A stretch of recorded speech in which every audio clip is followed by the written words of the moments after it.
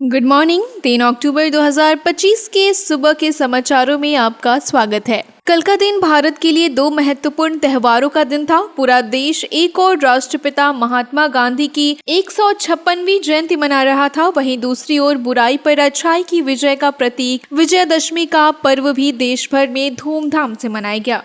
इन पर्वों के बीच कई महत्वपूर्ण घटनाक्रम भी हुए। हम आपको इन सभी खबरों का पूरा लेखा जोखा देंगे, तो आइए विस्तार से जानते हैं आज की बड़ी खबरों के बारे में। सबसे पहले राष्ट्रीय खबरों की ओर रुख करते हैं। देश के अलग अलग हिस्सों से आई खबरें, प्रमुख खबरों पर डालते हैं एक नजर। पूरी जानकारी के लिए हमारे साथ बने रहिए वीडियो के अंत तक। गांधी जयंती और दशहरा। कल देश भर में गांधी जयंती और विजयदशमी एक साथ मनाई गई। ये दिन अहिंसा के संदेश और बुराई पर अच्छाई की विजय का प्रतीक था। प्रधानमंत्री नरेंद्र मोदी ने गांधी जयंती पर राष्ट्रपिता को श्रद्धांजलि अर्पित की। उन्होंने दिल्ली में दशहरे के अवसर पर रावण दहन कार्यक्रम में भी हिस्सा लिया। कई राज्यों में दशहरे के आयोजनों में सांस्कृतिक कार्यक्रमों का भी आयोजन हुआ। गांधी जयंती के चलते देश भर में कई विशेष कार्यक्रम आयोजित किए गए। गांधी जी के सिद्धांतों को याद किया गया और स्वच्छता अभियान चलाए गए। ये एक दुर्लभ संयोग था कि दोनों पर्व एक ही दिन पड़े। राजधानी दिल्ली में सुरक्षा व्यवस्था चाक चौबंद रही। लोगों ने पूरे जोश और उत्साह के साथ इन त्योहारों का जश्न मनाया। केंद्रीय कर्मचारियों की महंगाई भत्ता। केंद्र सरकार ने लाखों केंद्रीय कर्मचारी और पेंशन भोगियों को बड़ा तोहफा दिया। सरकार ने महंगाई भत्ते में 3% तक की बढ़ोतरी को मंजूरी दी। ये बढ़ोतरी 1 जुलाई 2025 से लागू होगी और अक्टूबर महीने की सैलरी में एरियर के साथ मिलेगी। इस फैसले से केंद्र सरकार के लाखों कर्मचारियों को सीधा फायदा होगा। ये फैसला दिवाली से ठीक पहले लिया गया, जिससे कर्मचारियों में खुशी की लहर दौड़े। इससे महंगाई से जूझ रहे कर्मचारियों को बड़ी राहत मिलेगी। इस फैसले से सरकार के खजाने पर अतिरिक्त भार पड़ेगा। ये महंगाई दर के अनुरूप लिया गया एक महत्वपूर्ण कदम है। इस बढ़ोतरी को ऐलान काफी समय से लंबित था। इससे कर्मचारियों की सैलरी और पेंशन में महत्वपूर्ण वृद्धि होगी। मौसम का हाल। कल दशहरे की शाम को दिल्ली और राष्ट्रीय राजधानी क्षेत्र में मौसम ने करवट ली। मौसम विभाग ने शाम को हल्की बारिश की संभावना जताई थी। इससे रावण दहन के कई आयोजनों पर असर पड़ने की आशंका थी। हालांकि कुछ इलाकों में बूंदाबांदी हुई, जिससे मौसम सुहाना हो गया। इसी बीच कई जगहों पर आयोजकों ने बारिश से बचने के लिए खास इंतजाम किए थे। देश के अन्य हिस्सों में भी मौसम का हाल मिला जुला रहा। कुछ राज्यों में अभी भी बारिश जारी है। मौसम विभाग ने अगले कुछ दिनों के लिए मौसम का पूर्वानुमान जारी किया। किसानों के लिए भी ये मौसम काफी अहम है। मौसम में आए इस बदलाव को देखते हुए लोगों को सावधानी बरतने की सलाह दी गई।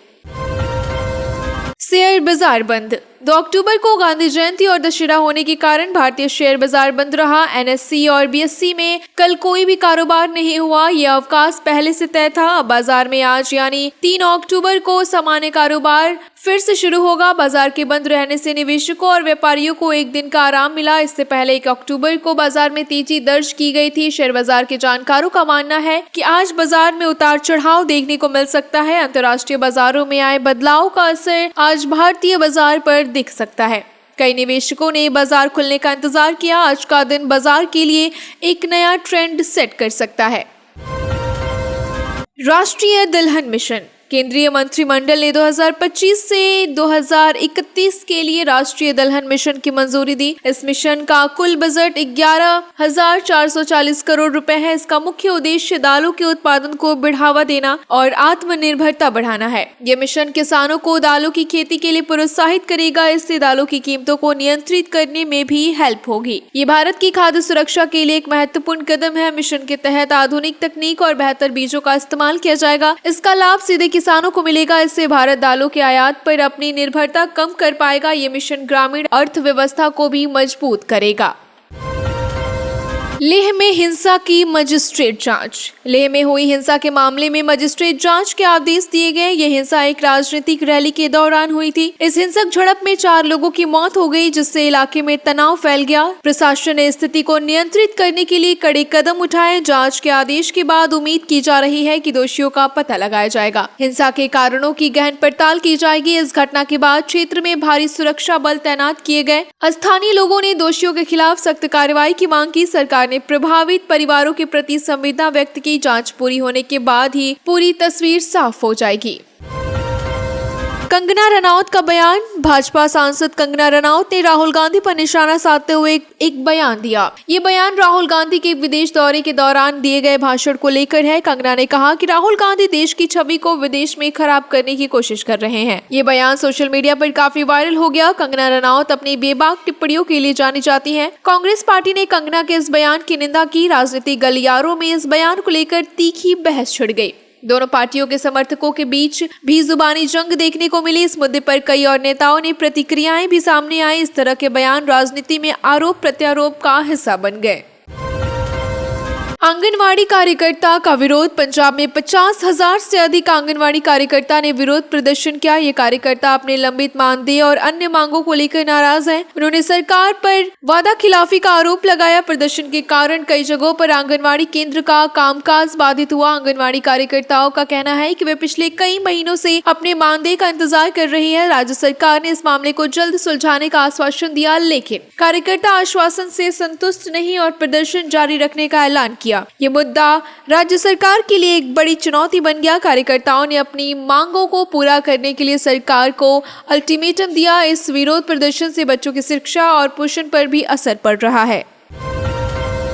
गांधी और आरएसएस। कल महात्मा गांधी की जयंती के अवसर पर गांधी और आरएसएस के संबंधों पर भी चर्चा शुरू हो गई। कांग्रेस ने एक किताब का हवाला देते हुए आरएसएस पर निशाना साधा। कांग्रेस का दावा है कि महात्मा गांधी ने आरएसएस को निरंकुश दृष्टि वाला सांप्रदायिक संगठन बताया था। ये बयान राजनीतिक गलियारों में एक नया विवाद खड़ा कर रहा है। आरएसएस ने कांग्रेस के इस दावे को सिरे से खारिज कर दिया। आरएसएस ने कहा कि कांग्रेस बेवजह विवाद पैदा कर रही है। इस मुद्दे पर दोनों पार्टियों के बीच तीखी बयानबाजी हुई। इतिहासकार और राजनीतिक विश्लेषकों ने भी इस विषय पर अपनी राय दी। ये मुद्दा महात्मा गांधी की विरासत और उनके विचारों से जुड़ा है। ये विवाद आने वाले समय में भी राजनीतिक चर्चा का विषय बना रहेगा। लियोनेल मेसी का भारत दौरा। फुटबॉल के दिग्गज खिलाड़ी लियोनेल मेसी के भारत दौरे की खबर फुटबॉल प्रेमियों में उत्साह भर दिया। मेसी 14 साल बाद एक अंतर्राष्ट्रीय प्रदर्शनी मैच के लिए भारत आएंगे। ये मैच 2025 के अंत में आयोजित किया जाएगा। इससे पहले 2011 में मेसी ने भारत का दौरा किया था। इस दौरे से भारतीय फुटबॉल को काफी बढ़ावा मिलने की उम्मीद है। मेसी के दौरे को लेकर तैयारियां शुरू की गई। भारतीय फुटबॉल टीम के खिलाड़ियों ने भी इस खबर पर अपनी खुशी जाहिर की। इस मैच का आयोजन कहाँ होगा, इसकी जानकारी जल्द ही दी जाएगी। ये खबर भारत में फुटबॉल को बढ़ती क्रेज का सबूत है। मेसी के भारत आने से युवाओं को प्रेरणा मिलेगी। जुबीन गर्ग की मौत का मामला। असम के लोकप्रिय गायक जुबीन गर्ग की सिंगापुर में संदिग्ध परिस्थितियों में मौत हो गई। इस मामले में सिंगापुर पुलिस ने उनके मैनेजर और फेस्टिवल आयोजक को गिरफ्तार किया। पुलिस ने दोनों पर जांच में सहयोग न करने का आरोप लगाया। जुबीन गर्ग की मौत के बाद से उनके फैंस और असम के लोगों में शोक की लहर है। इस मामले की तह तक जाने के लिए पुलिस गहन जाँच कर रही है। अभी तक कोई कारण का पूरी तरह से खुलासा नहीं हो पाया।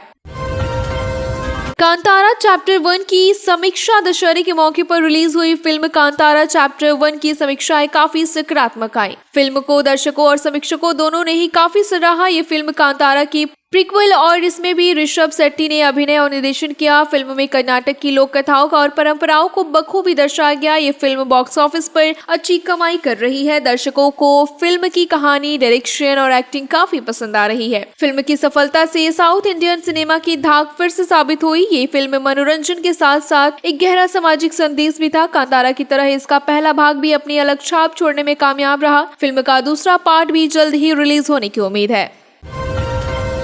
जीएसटी संग्रह में वृद्धि। सितंबर महीने में भारत की जीएसटी संग्रह 9.1% बढ़कर 1.89 लाख करोड़ रुपए हो गया। ये भारतीय अर्थव्यवस्था के लिए एक अच्छा संकेत है। ये वृद्धि आर्थिक गतिविधियों में तेजी का संकेत देती है। जीएसटी संग्रह में ये बढ़ोतरी सरकार के लिए एक अच्छी खबर है। इससे सरकार को राजस्व बढ़ाने में मदद मिलेगी। ये आंकड़ा पिछले कई महीनों से लगातार बढ़ रहा है। राजस्व विभाग इस वृद्धि से काफी उत्साहित है। इससे पता चलता है कि अर्थव्यवस्था पटरी पर लौट रही है। आने वाले महीनों में भी जीएसटी संग्रह में बढ़ोतरी की उम्मीद है। ये वृद्धि देश की आर्थिक स्थिरता को मजबूत करेगी। बैंक अधिग्रहण पर आरबीआई का प्रस्ताव। आरबीआई ने भारतीय कॉर्पोरेट्स द्वारा बैंकों के अधिग्रहण के लिए एक नया ढांचा पेश किया। ये ढांचा अधिग्रहण प्रक्रिया को और पारदर्शी और व्यवस्थित बनाएगा। इससे कॉर्पोरेट्स को बैंक अधिग्रहण में आसानी होगी। ये कदम बैंकिंग क्षेत्र में प्रतिस्पर्धा को बढ़ाएगा। इससे बड़े कॉर्पोरेट्स को बैंकिंग क्षेत्र में प्रवेश करने का मौका मिलेगा। इस प्रस्ताव को लेकर बैंकिंग क्षेत्र में चर्चा गर्म है। जानकारों का मानना है कि ये बैंकिंग प्रणाली को और मजबूत बनाएगा। हालांकि कुछ लोग इस कदम को लेकर चिंतित भी हैं। इस पर आरबीआई की अंतिम मुहर लगना अभी बाकी है। ये प्रस्ताव भारत की वित्तीय व्यवस्था में एक बड़ा बदलाव ला सकता है। बैंक नियमों में बदलाव। आरबीआई ने सभी बैंक के लिए नए नियम जारी किए। नियमों के तहत मृत ग्राहकों के दावों के निपटारे में देरी होने पर बैंक को जुर्माना देना होगा। ये फैसला ग्राहकों के हित में लिया गया है। इससे बैंकों को दावा का निपटारा जल्द से जल्द करना होगा। अक्सर देखा जाता है कि दावे के निपटारे में बहुत समय लगता है। इस नए नियम से ग्राहकों और उनके परिवारों को राहत मिलेगी। आरबीआई ने यह सुनिश्चित करने के लिए ये कदम उठाया कि बैंकिंग प्रक्रियाएं अधिक कुशल हो। नए नियम आज से ही लागू हो गए। इस कदम से बैंकों पर ग्राहकों के प्रति अधिक जवाबदेह होने का दबाव बढ़ेगा। ये बैंकिंग क्षेत्र में पारदर्शिता और जवाबदेही को बढ़ाएगा।